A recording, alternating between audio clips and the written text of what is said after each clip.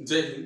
वाणिज्य व्यवस्था અને સંચાલન એમાં જે પહેલો પાઠ છે કે સંચાલનનું સ્વરૂપ અને મહત્વ, આ પાઠમાંથી બોર્ડ પરીક્ષામાં 10 ગુણનું પૂછવામાં આવે છે। હવે સંચાલન એટલે શું અને સંચાલનની શરૂઆત ક્યારથી થઈ, તો આપણે જોઈએ કે સંચાલનની જે શરૂઆત છે તો શરૂઆત સંચાલનની પાષાણ યુગથી થઈ છે, કાં તો અતિ પ્રાચીન સમયથી સંચાલનની શરૂઆત થઈ છે। આપણે આ થોડી પ્રસ્તાવના છે, પહેલા સમજી લઈએ કે સંચાલન શું છે અને કઈ રીતે કરવામાં આવતું હતું। તો પાષાણ યુગની અંદર આ સંચાલનની શરૂઆત થઈ હોવાનું માનવામાં આવે। આજે આપણે જોઈએ કે આજે આપણી જરૂરિયાતો ઘણી બધી છે, કાં તો જરૂરિયાતો આપણી અમર્યાદિત છે, પરંતુ તે સમયે પાષાણ યુગમાં જે મુખ્ય જરૂરિયાત હતી ખોરાકની જરૂરિયાત। હવે ખોરાક મેળવવા માટે એ લોકો શું કરતા હતા, તો ખોરાક મેળવવા માટે શિકાર કરવામાં આવતો હતો। જે પણ જે વન્ય પ્રાણીઓ છે તો એ પ્રાણીઓનો ખોરાક મેળવવા માટે શું શિકાર કરવામાં આવતા હતા। અને એવું નથી કે એક માનવી ગયો અને શિકાર કરીને લઈ આવ્યો, કાં તો પછી જંગલમાં કોઈ મૃગ કે કોઈ સસલું બેઠું છે અને ડાયરેક્ટ લઈ આવે, નહીં, પરંતુ એ શિકાર કરવા માટે એ લોકો જૂથમાં શિકાર કરતા હતા, કાં તો શિકાર કરવા માટે એક કરતા વધારે વ્યક્તિઓ ભેગા મળીને જંગલમાં જતા અને શિકાર કરતા હતા। તો એ શિકાર કરવા માટે પણ દરેક જે પણ જૂથમાં વ્યક્તિઓ છે એમને માર્ગદર્શન અપાતું, એમના પર દેખરેખ પણ રખાતી, એમની વચ્ચે સંકલન પણ સાધતા।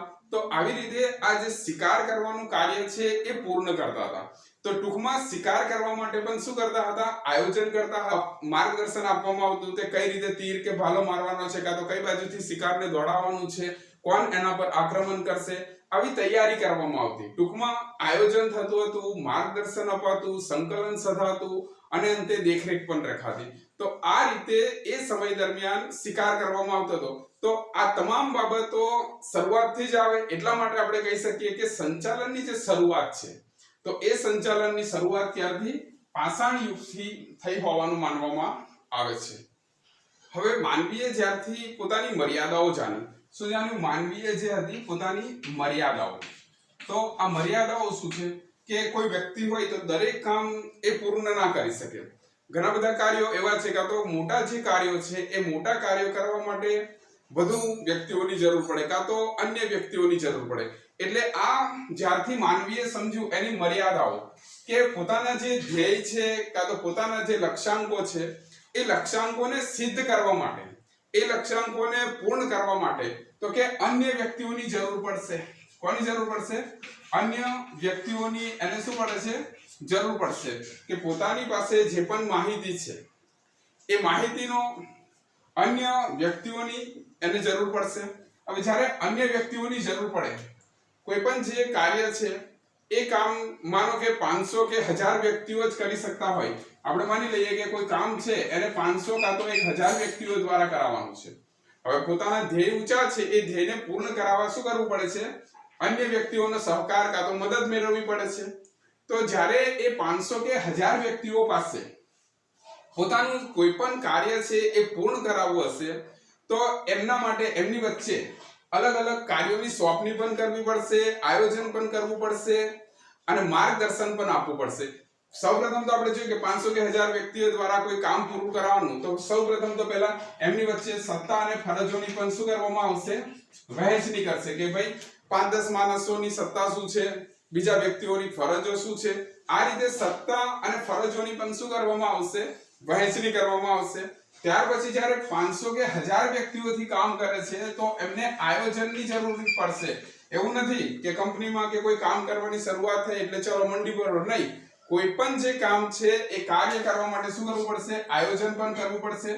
અને આયોજન કર્યા બાદ, જો આયોજન પ્રથમ તબક્કો છે, એનો અમલ મુખ્ય છે, તો આયોજન કર્યા પછી એમને માર્ગદર્શન પણ આપવું પડશે। માર્ગદર્શન જે આપણે કહીએ કે માર્ગદર્શન આપે તો કાર્ય કદાચ વ્યવસ્થિત થઈ શકે। જે પણ કર્મચારીઓ છે એમને માર્ગદર્શન આપશે, ત્યાર પછી એમની વચ્ચે સંકલન સધાય એ પણ ખાસ જોશે। ત્યાર પછી એ કામ જે પણ સોંપાયું છે એ કાર્ય વ્યવસ્થિત થાય છે કે નથી થતું, એવું નથી, કામ માત્ર સોંપી દેવાથી નથી થઈ જતું, કોઈ પણ કાર્ય હોય તો એના ઉપર શું રાખવું પડશે, અંતે દેખરેખ રાખવી પડશે। તો જ્યારે કોઈ પણ કાર્ય કરવા માટે આ તમામ બાબતોની જરૂર પડે છે, ચાહે આયોજન હોય, માર્ગદર્શન હોય, સંકલન હોય, કર્મચારીઓ હોય, તો આ તમામ બાબતોનો સમાવેશ શેમાં થાય છે?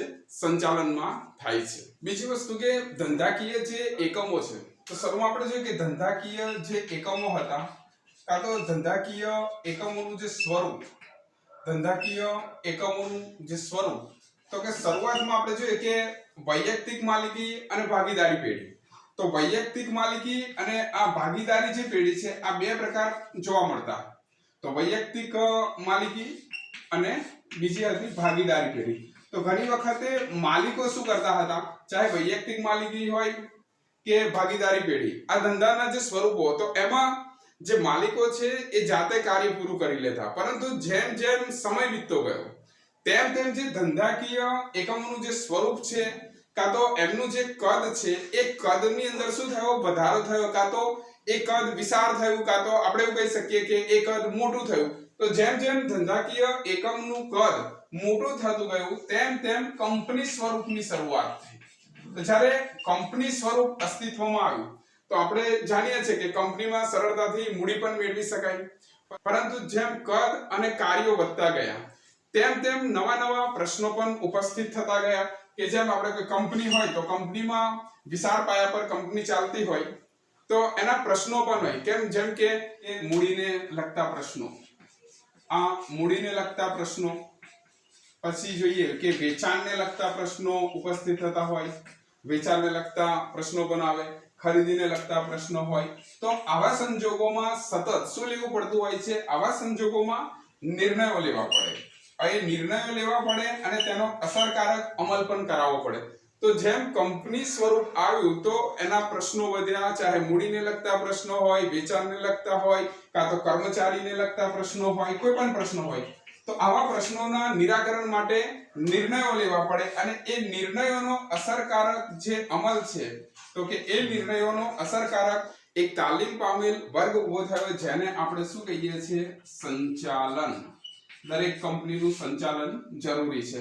તો આ રીતે આપણે એની આ પૂર્વ ભૂમિકા છે કે ભાઈ સંચાલન ક્યારથી શરૂઆત થઈ, સંચાલનમાં કયા કાર્યોનો સમાવેશ થાય છે, અને સંચાલન પામેલ જે વર્ગ છે એ કઈ રીતે સંચાલન કરતા હોય છે. હવે આપણે જોઈએ કે સંચાલનનું જે સ્વરૂપ છે, એ સંચાલનનું સ્વરૂપ જોઈએ. ચલો સંચાલનની વ્યાખ્યા સમજીએ આપણે કે સંચાલનની વ્યાખ્યા શું છે.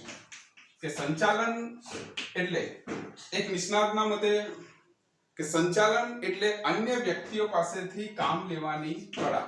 શું કહે છે? કે સંચાલન એટલે અન્ય વ્યક્તિઓ પાસેથી કામ લેવાની કળા. કે જ્યારે સંચાલનને એક કળા પણ કહે છે, કારણ કે સંચાલનમાં શું છે કે અન્ય વ્યક્તિઓ પાસેથી જ્યાં જૂથ પ્રવૃત્તિ થતી હોય, તો જૂથ હોય તો સમૂહમાં હોય, તો એ સમૂહમાં લોકો પાસે કઈ રીતે કામ કઢાવવું, એની કળા એટલે સંચાલન. એટલા માટે કે સંચાલન એટલે અન્ય વ્યક્તિ પાસેથી કામ લેવાની કળા. જ્યારે લિવિંગસ્ટન જે છે, એ લિવિંગસ્ટન શું કહે છે? લિવિંગસ્ટન સંચાલનની શું વ્યાખ્યા આપે છે? તો લિવિંગસ્ટન એવું કહે છે કે ઓછામાં ઓછા સમયે, ધ્યાન રાખજો કે ઓછામાં ઓછા સમયે, ઓછામાં ઓછા ખર્ચે, ખર્ચો પણ વધારે નહીં, કેવો? એકદમ ઓછામાં ઓછા ખર્ચે જે પણ ઉપલબ્ધ સાધન સગવડો છે, જે પણ ઉપલબ્ધ સાધન સગવડોનો શ્રેષ્ઠ ઉપયોગ કરીને, ઉપલબ્ધ સાધન સગવડોનો શ્રેષ્ઠ ઉપયોગ કરીને ધ્યેયની પ્રાપ્તિ કરવી, તેને શું કહે છે? સંચાલન કહે છે. એટલે કે જેની અંદર વધારે સમય ના જાય, વધારે ખર્ચ ના થાય, અને જે પણ ઉપલબ્ધ સાધન સગવડો, આપણે જાણીએ ઉત્પાદનના સાધનો કયા છે? જમીન, શ્રમ, મૂડી અને નિયોજક. તો કે એમાં ઉપલબ્ધ જે સાધન સગવડો જેટલા પણ પોતાની પાસે છે, એનો શું કરવાનો છે? શ્રેષ્ઠ ઉપયોગ. એના શ્રેષ્ઠ ઉપયોગ કરીને જે પણ નિર્ધારિત ધ્યેયો છે, એ ધ્યેયોની પ્રાપ્તિ કરવી એટલે સંચાલન કહીશું. આગળ આપણે જોઈએ કે સંચાલનનું સ્વરૂપ. તો સંચાલનનું જે સ્વરૂપ છે, એ સંચાલનનું સ્વરૂપ કેવું છે? હવે જોઈએ કે પહેલું એના 5-6 પોઈન્ટ્સ છે. તો સંચાલન સર્વવ્યાપી પ્રવૃત્તિ છે. તો સંચાલન દરેક જગ્યાએ આપણને જોવા મળે છે.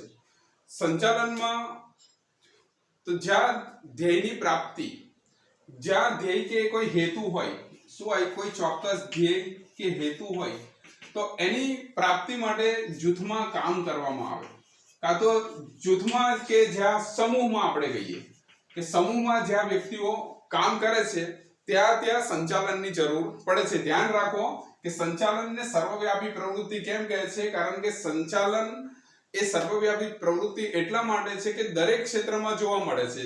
ટૂંકમાં જ્યાં જૂથમાં કાર્ય કરવામાં આવતું હોય, કાં તો સમૂહમાં કાર્ય કરતા હોય, અને જે કોઈ ધ્યેય છે એ ધ્યેયને સિદ્ધ કરવા માટે જૂથમાં કાર્ય કરતા હોય, ત્યારે સંચાલનની જરૂર પડતી હોય છે. ત્યારે શેની જરૂર પડે છે? સંચાલનની જરૂર પડે.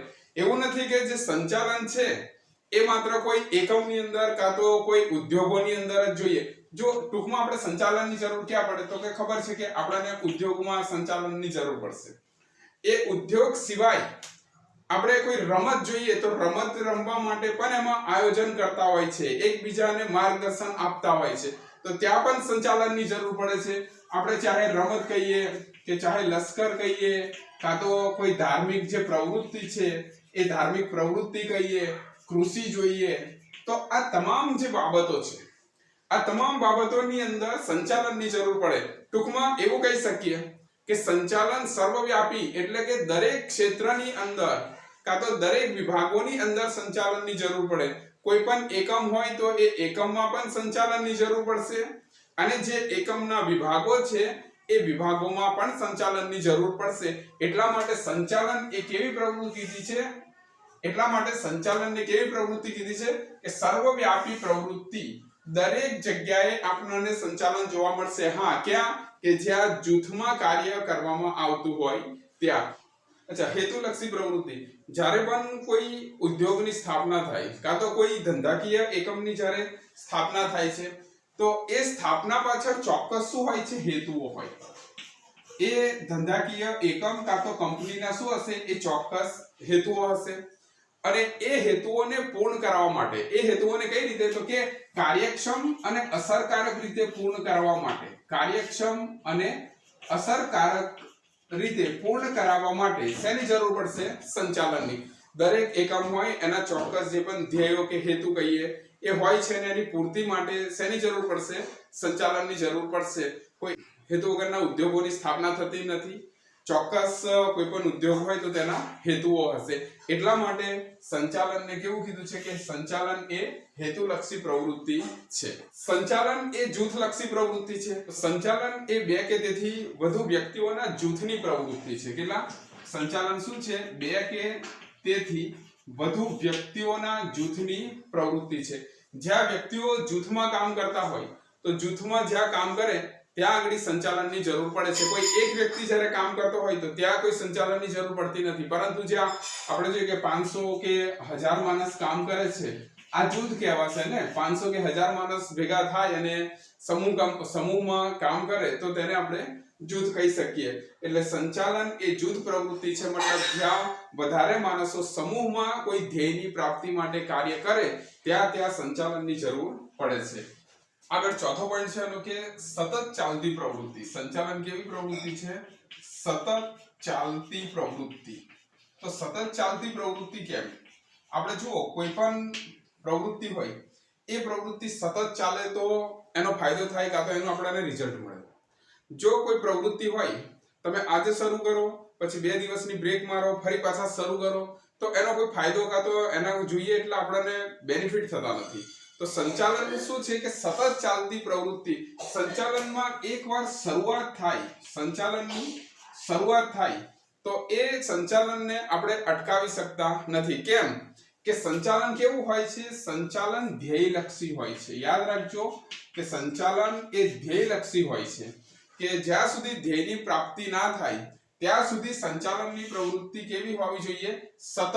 જેમ કોઈ આપણે દુકાન એક દિવસે ખોલીએ, આપણે કોઈ એક દિવસે દુકાન ચાલુ કરીએ અને 2 દિવસ 4 દિવસ પછી એને બંધ કરીએ, ફરી પાછા ચાલુ કરીએ, ફરી પાછા બંધ કરીએ, તો શું થશે?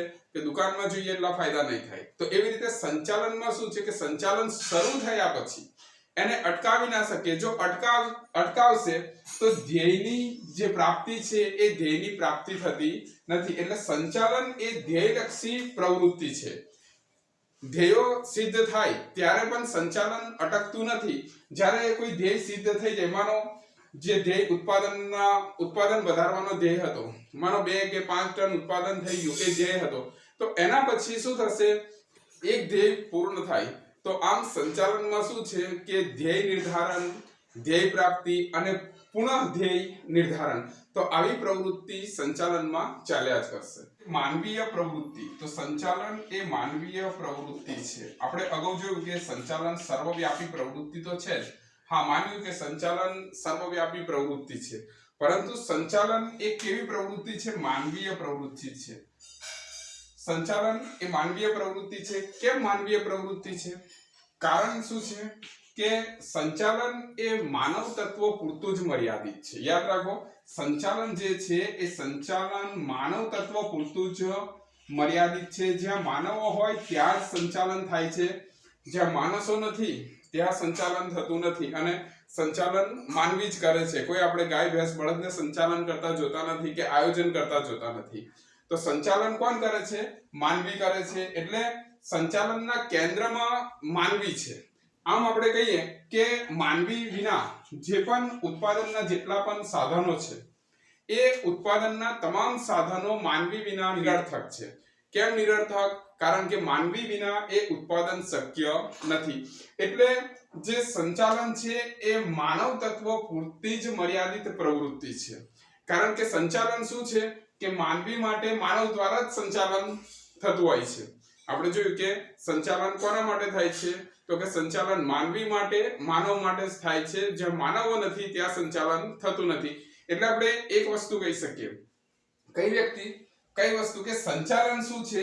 એ સંચાલન તો કે માનસ માટે, માનસ દ્વારા સંચાલન એ માનસ માટે, માનસ દ્વારા થતી એક માનવીય પ્રવૃત્તિ છે, એવું આપણે કહી શકીએ.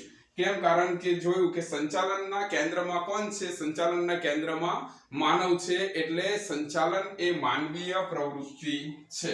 તો પોઈન્ટ છે આપણો નિર્ણય પ્રક્રિયા. તો નિર્ણય પ્રક્રિયા શું છે? તો સંચાલનનું નિર્ણય પ્રક્રિયા એક કાર્ય છે. તો સંચાલન કરતા જે પણ સંચાલકો છે, એ સંચાલકોએ સતત શું કરવા પડે છે? સતત નિર્ણયો લેવા પડે છે. કોઈ પણ કાર્યો લેવા માટે શરૂઆતમાં એ કાર્યના શું લેવા પડતા હોય છે? નિર્ણયો. ચાહે આપણે પણ જ્યારે કોઈ કાર્ય કરતા હોય, એ કાર્ય કરવું જ છે, એવો જ્યારે આપણે નિર્ણય લઈએ ત્યારે તે કામ કરી શકીએ. વગર નિર્ણય આપણે કાર્ય કઈ રીતે કરી શકીએ? તો એવી રીતે સંચાલનમાં નિર્ણય પ્રક્રિયા જે છે, જ્યારે સંચાલક નિર્ણયો લેતા હોય તો એ નિર્ણયો કેવા હોવા જોઈએ? અસરકારક હોવા જોઈએ. એ નિર્ણયો અસરકારક હોવા જોઈએ. અને સંચાલકે કીધું તેમ કે સતત નિર્ણયો લેવા પડે છે. કારણ કે મોટાભાગના જે પણ કાર્યો છે, એ કાર્યો કઈ રીતે થતા હોય છે? એ કાર્યો નિર્ણયો લેવાથી થતા હોય છે. નિર્ણય લીધા વગર કોઈ પણ કાર્ય થતા નથી. અસરકારક નિર્ણય લીધા પછી એ નિર્ણયોનો ખરેખર જે અમલ છે, એ અમલ થાય છે કે નથી થતો, એની ચોક્કસ શું કરવી પડે છે? સંચાલકે કાર્યવાહી પણ કરવી પડે છે. જો છેલ્લો આપણો પોઈન્ટ છે કે સંચાલન એક વિજ્ઞાન, કળા અને વ્યવસાય. તો સંચાલનને શું કીધું છે? કળા, વિજ્ઞાન પણ કીધું છે. સંચાલન કળા છે, સંચાલન વ્યવસાય. હવે વિજ્ઞાન કેમ કીધું? કારણ કે સંચાલનને શું છે? સંચાલનને પણ વિજ્ઞાનની જેમ પોતાના ચોક્કસ નિયમો હોય છે, કાં તો પોતાના ચોક્કસ સિદ્ધાંતો હોય છે. એટલા માટે કેટલાક જે લેખકો છે, એ લેખકો સંચાલનને શું કહે છે? વિજ્ઞાન કહે છે. બીજું છે કે સંચાલન એક કળા છે. કળા કેમ? કારણ કે સંચાલન ક્યાં થાય? કે જ્યાં જૂથમાં વ્યક્તિઓ કામ કરતા હોય ત્યાં સંચાલન થતું હોય. હવે જૂથમાં કામ કરતા હોય કે સમૂહમાં જ્યાં કામ કરે છે, તો એમની પાસેથી જે કામ લેવાની કળા હોય, કાં તો જેને આપણે આવડત કહીએ, જેને આપણે સ્કિલ કહીએ, કે કોઠાસૂઝ હોય, ત્યારે તે અન્ય વ્યક્તિઓ પાસેથી શું કરી શકશે? કામ લઈ શકશે. કાં તો અન્ય વ્યક્તિઓ પાસેથી જો આ કળા નહીં હોય, મતલબ આવડત નહીં હોય કે સ્કિલ નહીં હોય, તો કામ નહીં લઈ શકે. આપણે જોયું હતી એક વ્યાખ્યા કે સંચાલન એ શું છે? કે સંચાલન અન્ય વ્યક્તિઓ પાસેથી કામ લેવાની કળા છે. એટલા માટે સંચાલનને કળા પણ કહે છે. હવે વ્યવસાય, તો વ્યવસાયમાં આપણે જોઈએ કે ડોક્ટર હોય, વકીલ હોય, એન્જિનિયર હોય, પોતાની પાસે જે પણ આવડત છે આવડતનો લાભ બીજાને આપે છે અને બદલામાં શું મેળવે છે? ફી. તો એવી રીતે આજે સંચાલન પણ વ્યવસાય બની ચૂક્યો છે. કેમ? શરૂઆતમાં આપણે જોઈએ કે કંપની સ્વરૂપ હોય ત્યારે શું હોય કે જેમ જેમ કંપનીનો વિસ્તાર મોટો થાય તેમ તેમ નવા નવા પ્રશ્નો આવે, કે ચાહે મૂડીને લગતા પ્રશ્નો હોય, કાં તો પછી કર્મચારીઓને લગતા પ્રશ્નો હોય, વેચાણને લગતા પ્રશ્નો હોય, આવા નવા નવા પ્રશ્નો ઉપસ્થિત થતા હોય. તો એ પ્રશ્નોનું સોલ્યુશન લાવવા માટે એક તાલીમ પામેલ જે વર્ગ હોય છે તેને આપણે શું કહીએ છીએ? સંચાલન. તો આજે દરેક એકમોની અંદર સંચાલન કરનાર સંચાલકો હોય છે, એટલા માટે સંચાલનને શું કહે છે કે સંચાલન એક વ્યવસાય પણ છે. તો આ વિડીયોમાં આજે આપણે સ્વરૂપ એનું જોયું, બીજા વિડીયોમાં આપણે એનું મહત્વ પણ જોઈશું. જય હિન્દ.